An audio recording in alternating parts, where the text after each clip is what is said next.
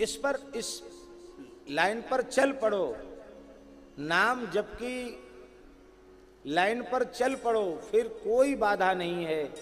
सोते जगते उठते बैठते सोते खाते पीते जगते हर समय नाम का जप करो।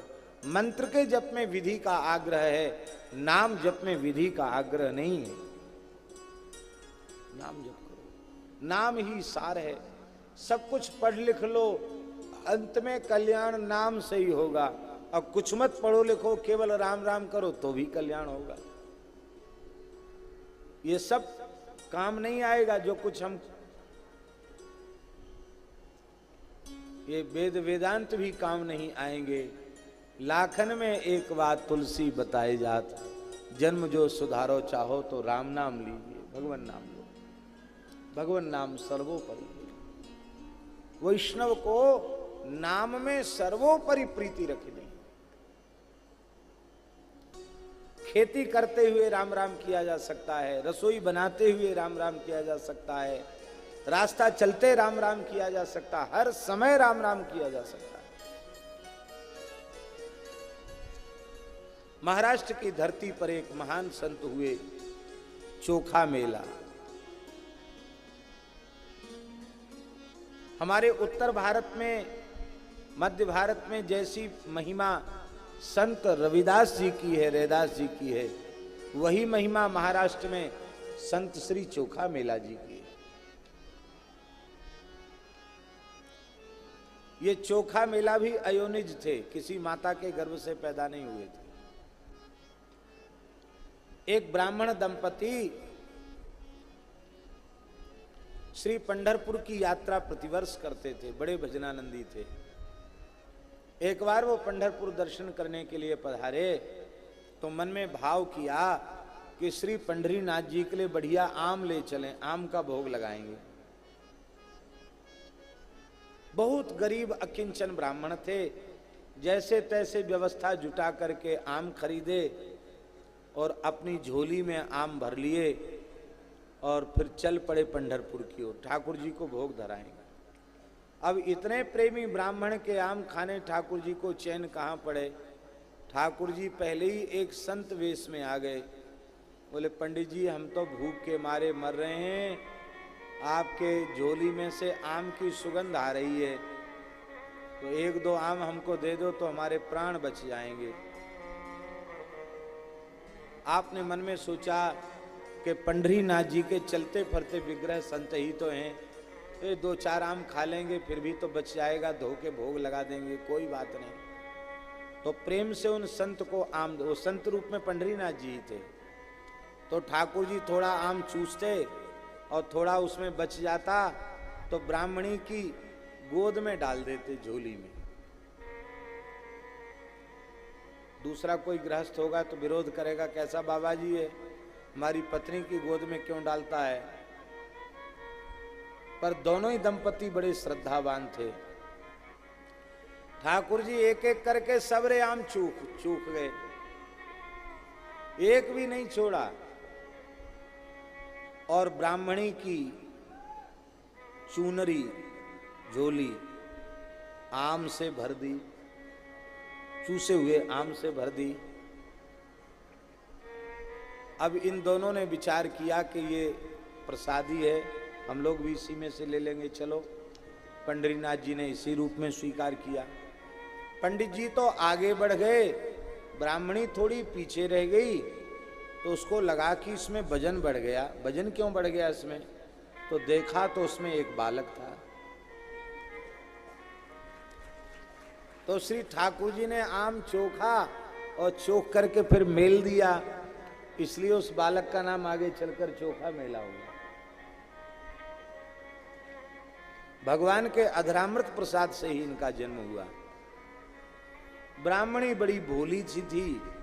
ब्राह्मणी ने विचार किया कि इस बालक को लेकर अपने पति के निकट पहुंचूंगी। पंडित जी आगे बढ़ गए तो पता नहीं मुझे क्या बुरा भला कहेंगे, कहेंगे छोड़ दो इस बालक को, तो छोड़ना तो पड़ेगा ही।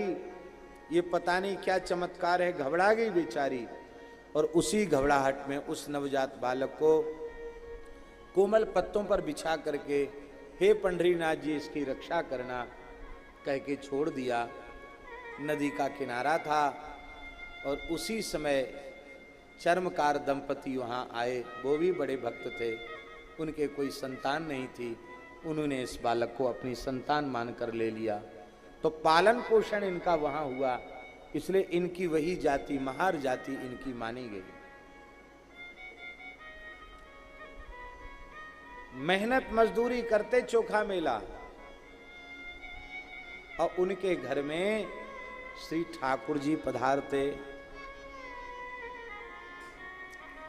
एक बार चोखा मेला जी को कुछ मजदूरी अधिक मिल गई, तो आपने केला खरीदे और पंढरीनाथ जी को भेंट करने पहुंच गए। जैसे ही भीतर पहुंचे, आप तो भाव के कारण भीतर चले गए, और उस समय लोगों ने इनकी पिटाई शुरू कर दी। देखो ये घुसिया नीचे, यहाँ कहाँ से घुसा। बहुत मार पड़ी, घर मंदिर से बाहर फेंक दिया गया, आप बेहोश हो गए। केले भी बाहर फेंक दिए। आपने केले उठाए और रोते हुए अपने घर आ गए। पंढरपुर से 10-12 किलोमीटर दूर इनका गांव है, अभी भी है गांव।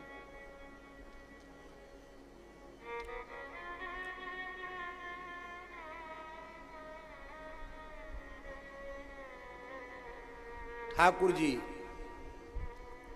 रात को चोखा मेला की झोपड़ी में पधारे। भगत जी बड़ी जोर की भूख लग रही है। आप बोले कि पहले तो पिटवाया अपने पंडे पुजारियों से, अब कहते भूख लग रही है। उस समय नहीं रोक सके कि हमारे भगत को क्यों पीट रहे हो। ठाकुर जी बोले ये लोग मुझे पत्थर की मूर्ति मानते, पत्थर कहीं बोलता है। मैं तुम्हारे जैसे भावुक भक्तों के लिए साक्षात हूं, जो मुझे पाषाण प्रतिमा के रूप में देखते हैं, उनको मैं अपनी अनुभूति कैसे करा सकता हूं। ठाकुर जी ने उनकी चोट की सिकाई अपने करकमल से की। टूटी खटिया पे ठाकुर जी विराज गए, और ठाकुर जी ने उनकी गोद में बैठ करके केला पाए। 4 केला अपने पीतांबर में बांध लिए। बोले गठबंधन क्यों कर रहे हो? बोले गठबंधन इसलिए कर रहे हैं कि रुक्मिणी जी भी आज भूखी हैं, आज हमने कुछ पाया नहीं मंदिर में, क्योंकि तुम्हारा अपमान हुआ, मैं कैसे भोजन कर सकता। रुक्मिणी जी बहुत, वो भी पतिव्रता हैं, मेरे न पाने के कारण उन्होंने भी कुछ भी ग्रहण नहीं किया। तो 4 केला उनके लिए लेके जा रहे हैं। आपने कहा ठीक है। वो 4 केला क्यों ले गए थे ये तो सवेरे पता पड़ेगा। सवेरे महाराज जैसे मंदिर खुला, ठाकुर जी के पटका में, वस्त्र में वो 4 केले। अरे लोगों ने कहा ये देखो कैसे घुस गया, फिर भीतर मूर्ति को छू दिया। अब तो महाराज यह विचार नहीं कर सके कि मंदिर में ताला कुंडी सब बंद हो जाता है, आखिर ये भीतर केले आए कहां से, ठाकुर जी की लीला है। पर इतना विचार वे न कर सके। चोखा मेला को फिर घर से घसीट लाए, फिर पीटने लगे। पीटते पीटते लोगों ने कहा बेचारा मर जाएगा, छोड़ो। तब ये लोग आए, स्नान ध्यान करके मंदिर में गए, तो पंढरीनाथ जी ने भीतर से दरवाजा बंद कर लिया। बोले अब किसी भी कीमत पर द्वार खुलेगा नहीं। मेरे भक्तों को आने पर प्रतिबंध लगाते हो, बड़े भारी भगत बनते हो हमारे, अब कभी मेरा दर्शन किसी के लिए नहीं खुलेगा। सबने बहुत रोया गाया, गिड़गिड़ाए, ठाकुर जी से प्रार्थना की। बोले हम चोखा मेला की महिमा नहीं जानते थे, आप प्रायश्चित बताओ। ठाकुर जी ने कहा तुम सब पालकी लेकर जाओ, भक्त को स्नान करा के, श्रृंगार करा के पालकी में विराजमान करके लाओ, तब मेरा द्वार खुलेगा।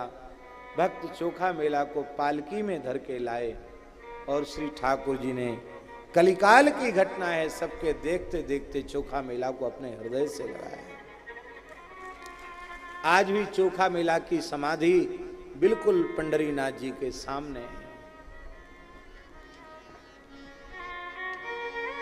श्री नामदेव जी महाराज ने उनकी अस्थियों को वहीं समाधिस्थ किया।